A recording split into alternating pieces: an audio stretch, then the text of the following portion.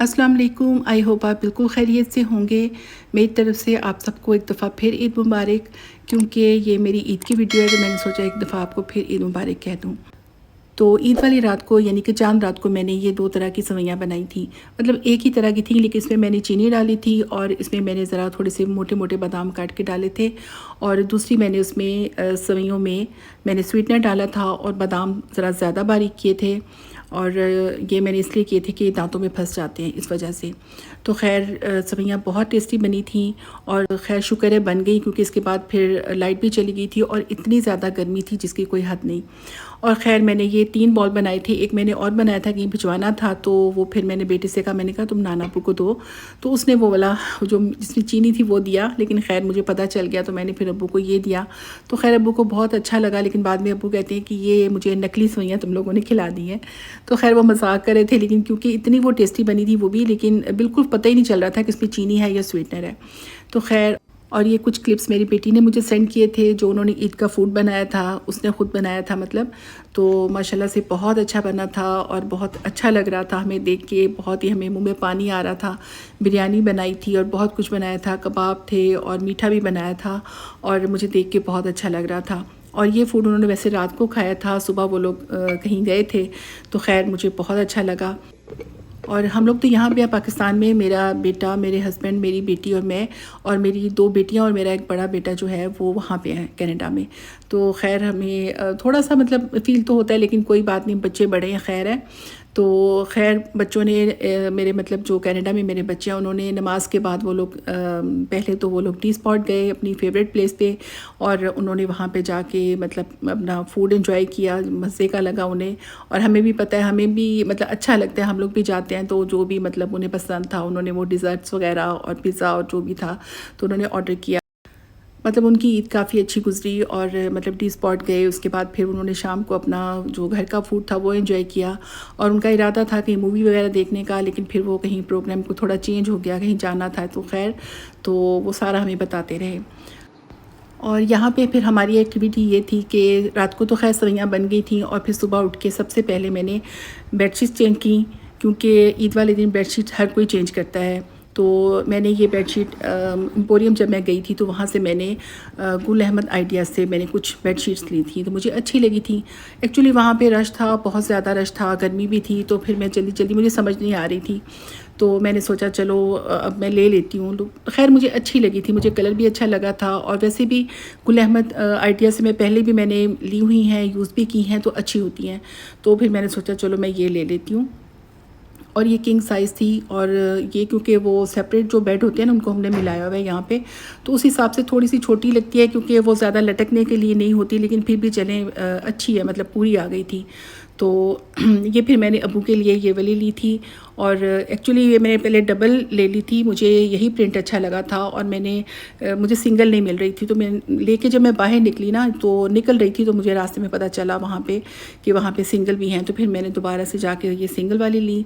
और इसी तरह की सेम मैंने अपने लिए भी ली है, मतलब कनाडा ले जाने के लिए। तो मेरे अब्बू को ज़रा ब्राइट कलर अब अच्छे लगते हैं, तो मैंने फिर अब्बू के लिए ये थोड़ा ब्राइट कलर वाला लिया, और मेरे अब्बू को खैर बहुत अच्छी लगी। और ये कलर कम्बिनेशन भी बहुत खूबसूरत है, मतलब अच्छा लग रहा था बिछा हुआ। तो खैर अब्बू को भी बहुत पसंद आई, जो मुझे ज़्यादा था कि अब्बू को अच्छी लगेगी, और मुझे मतलब पता था कि अब्बू को अच्छी लगेगी। तो फिर मैंने ऐसे ली, और मैंने सोचा कि अब मैं दोबारा जाऊंगी तो इंशाल्लाह मैं और भी लूँगी बेडशीट्स। उस टाइम क्योंकि टाइम कम था, हमें पता नहीं था कि रात को 1 बजे तक ये मॉल खुला है, हम समझ रहे थे 11 बजे तक, मतलब टाइम नहीं था, तो इस वजह से खैर फिर किचन की बारी आई, तो हमने सोचा कि अब क्या बनाना है। तो यही था कि हम या तो बिरयानी बनाएंगे या फिर कुछ मतलब पुलाव वगैरह। तो गर्मी इतनी ज़्यादा थी कि वो बिरयानी वाला प्लान तो बीच में ही रह गया, मतलब मेरा इतना नहीं था। लेकिन या खैर मैंने अब्बू से पूछा कि क्या बनाए, तो अब्बू कहने लगे पुलाव बना लो। तो फिर मैंने सोचा कि चलो ये काम इजी हो गया, मतलब पुलाव ज़रा इजी बन जाता है। तो फिर मैंने वही उसी तरह जो मैं बनाती हूँ, कभी कभी ऐसे, मतलब अक्सर नहीं लेकिन कभी कभी होता है कि मैं जब पुलाव बनाती हूँ तो उसमें मैं बिरयानी मसाला थोड़ा सा डाल लेती हूँ, थोड़ा सा कलर, तो वो मतलब उसकी लुक भी अच्छी आ जाती है और वो मतलब मज़े का भी बनता है। तो साथ हमने ये मटन बनाया था, मतलब भुना हुआ गोश्त हमने बनाया था थोड़ा सा। तो हम लोग ज़्यादा लोग नहीं थे, हम लोग 4-5 लोग थे, तो हमने कहा कि चलो अपने लिए, हमारे लिए ठीक है, क्योंकि मतलब इतनी गर्मी थी कि मैं बता नहीं सकती कि जो कहते हैं ना कि हशर नशर हो जाना, वो मेरा हशर नशर। और मुझे 2020 का याद आ रहा था कि उस वक्त भी इसी तरह मेरा किचन में हशर नशर हो गया था ईद वाले दिन। तो बस वैसा ही था, मतलब पसीने से शराबोर और बुरी हालत, और बस मैं क्या बताऊँ, मतलब बहुत ही बुरी हालत थी। तो मुझे वही 2020 वाला सीन याद आ रहा था उस टाइम। तो खैर गर्मियों में तो ये सब होता है, लेकिन खैर मुझे तो मतलब बस मैं क्या बताऊँ, बहुत गर्मी थी। खैर सब कुछ बन गया और पुलाव बहुत अच्छा लगा, मेरे अब्बू को बहुत अच्छा लगा, बच्चों को बहुत अच्छा लगा। और इसके साथ हमने रायता बनाया था और सैलेड था, और ये मतलब ये भुना हुआ गोश्त था। और सब ने सिर्फ रायता और पुलाव खाया था, जो कि उन्हें बहुत अच्छा लगा था। और भुना हुआ गोश्त भी सब ने थोड़ा थोड़ा टेस्ट ज़रूर किया था, इसलिए कि वो बना था, तो अब उन्होंने कहा चलो टेस्ट कर लेते हैं। तो लेकिन ये कि गर्मी बहुत थी, तो बस यही था कि पुलाव खाया गया और सब ने इन्जॉय किया।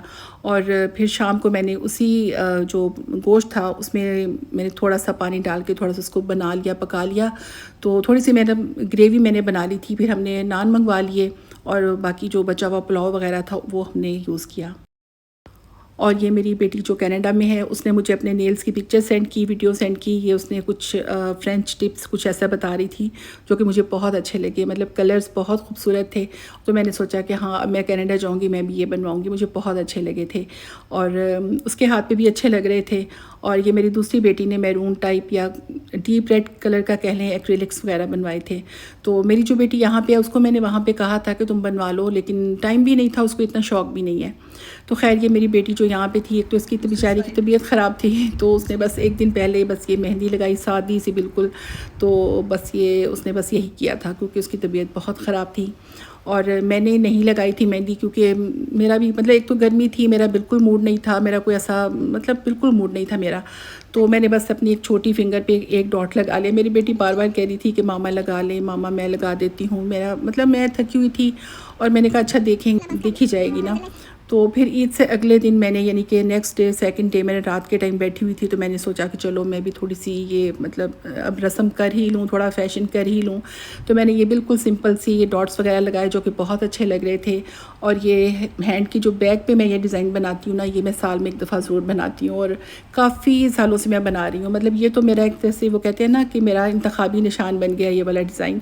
और बहुत अच्छा लगता है, बिल्कुल सिंपल सा, डिसेंट सा, और बहुत ही अच्छा लगता है। तो ये खैर मैंने ये बनाया था। और मैंने टिप्स के ऊपर वही जो मेरी बेटी की मैंने वो आइडिया लिया था ना, तो ये मैंने यहाँ पे थोड़ी सी मेहंदी लगा ली। तो नेल्स के ऊपर अभी मतलब नेल्स मैंने वो ज़्यादा अभी ठीक नहीं किए थे, मैंने कहा चलो बाद में कर लूँगी। तो मैंने लगा के देखा, मैंने कहा चलो देखेंगे, और मेरा ख्याल था इस पर काफ़ी कलर आएगा। तो खैर कलर इस पर आया तो था, लेकिन इतना ज़्यादा नहीं आया। तो मतलब मेहंदी का कलर जो होता है वो तो हाथ पे तो काफ़ी आ जाता है ना, लेकिन ये कि मेरा ये ख्याल था कि नेल्स पे आएगा, लेकिन वो नेल्स पे उस टाइम तो खैर ज़्यादा लग रहा था, अच्छा भी लग रहा था। लेकिन ये कोई मेरे ख्याल में 1-2 दिन बाद वो फेड हो गया था थोड़ा सा। तो लेकिन खैर ये वॉश करने के बाद खैर ये वाला कलर है। और उसके बाद फिर कोई 2 दिन तक मेरे ख्याल में थोड़ा डार्क हुआ था वैसे ये, तो अच्छा लग रहा था।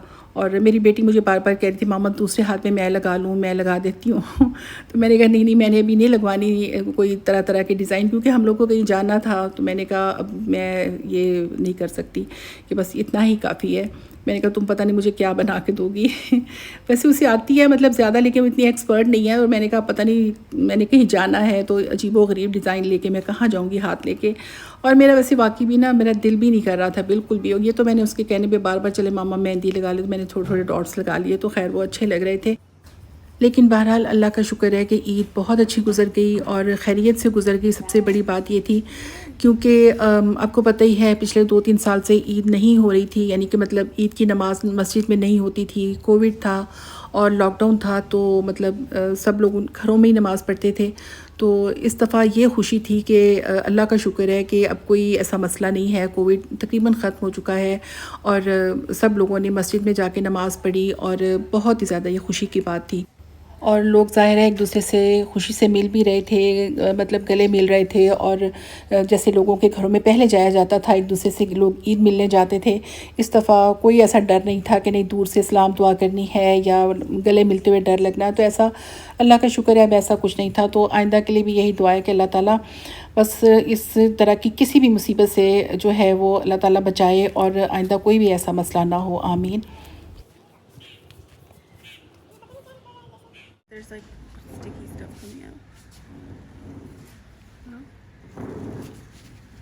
और यहाँ पे शाम को थोड़ा सा मौसम हमें बेहतर लगा तो हम थोड़ी देर के लिए यहाँ पे बैठे और मेरी बेटी मुझे ये दिखा रही थी।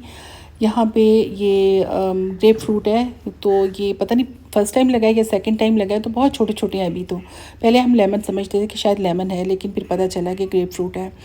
तो खैर थोड़ा सा लग रहा था कि कहीं दूर बारिश हुई है, तो मौसम थोड़ा सा बेहतर हुआ था और अब्बू के साथ हम लोग यहाँ बैठे हुए थे, चाय वगैरह पी रहे थे और थोड़ा बातें कर रहे थे। और मेरे अब्बू सुबह जब मैंने कमरे से निकली तो मेरे अब्बू माशाल्लाह वाइट सूट पहन के बड़े हैंडसम लग रहे थे, बहुत प्यारे माशाल्लाह लग रहे थे और मुझे इतना अच्छा लगा। तो बाद में खैर अब्बू फिर कहते रहे ना कि वो कहते तुम तो कह रही थी कि सबको कह रही थी कि कपड़े नहीं चेंज कर रहे हो अब्बू, आप कपड़े नहीं बना रहे, तो ख़ुद तुम ऐसे ही फिर रही हो। तो मैंने मतलब अब्बू से कहा था, मतलब ईद से पहले ये अब्बू आपने कपड़े नहीं सिलवाए, तो वो कहते हैं मैंने कहाँ जाना है, मेरे पास हैं कपड़े। इस तरह मतलब अब्बू मतलब उनका मूड ऐसे बस ना। तो उन्होंने मतलब वही, वैसे तो उन्होंने पुराने वाले पहने लेकिन वो नए थे एक तरह से और बहुत अच्छे लग रहे थे, बिल्कुल नए लग रहे थे।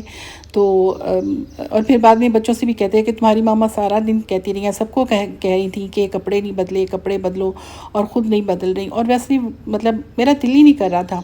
यहाँ पे हम लोग बैठे चाय पी रहे थे और मेरी चाय ठंडी हो गई थी, दोबारा से गर्म की, तो मेरा बिल्कुल भी दिल नहीं कर रहा था। और गर्मी तो थी ही, और बस पता नहीं दिल नहीं कर रहा था मेरा। और ये तीसरी दफ़ा ऐसा हुआ है ज़िंदगी में। एक दफ़ा मेरी ट्विन्स बीमार थी, छोटी थी, तब मैंने कपड़े चेंज नहीं किए थे ईद वाले दिन। और एक दफ़ा 2020 में मैं इस तरह हुआ था कि आपको पता ही है कि वो प्लेन क्रैश हो गया था, हम लोग यहाँ पे स्टक थे, कोविड था, तो बहुत ही गर्मी भी थी, बड़े मसाइल मतलब इस तरह। तो मैंने तब कपड़े चेंज नहीं किए थे ईद वाले दिन भी। और इस दफ़ा मेरा दिल ही नहीं कर रहा था। नए कपड़े तो थे वैसे, और वीडियो भी बनाई है मैंने, और बेटी की मैंने ड्रेस की भी वीडियो बनाई है, ज्वेलरी चूड़ियों वगैरह की। तो खैर मैं वो शेयर करूँगी आपसे, और बाकी जो गिफ्ट्स वगैरह थे उनकी भी।